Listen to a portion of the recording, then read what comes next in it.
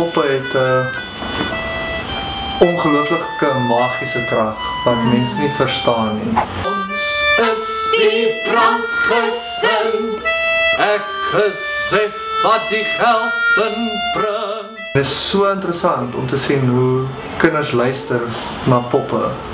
Die onderwysers kan nie reg kry wat ons doen met die poppe nie. Soos 'n pop het so unieke krag wat mense net na wil luister. En ek dink dit lê daar toegesluit in die feit dat dit is iets wat ons weet lewe nie, maar wat ons almal glo as die pappeteer dit reg kry, dat dit het 'n absolute lewe. Poppeteater gee vir jou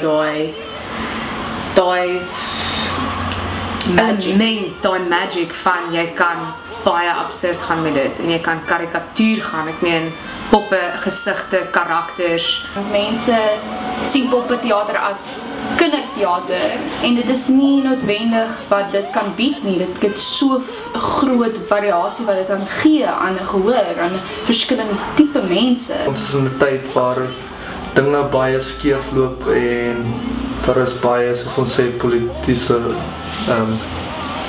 goed wat nie die lewe maklik maak nie. En ek dink daarom wil mense lag. Ek dink dat Suid-Afrika moet ons 'n lyn kry waar ons die moeilike goed kan vat, daai politiese ongemaklike goeders, en ons moet die komedie ook daarin kry en ons moet daai lyn baie goed vind.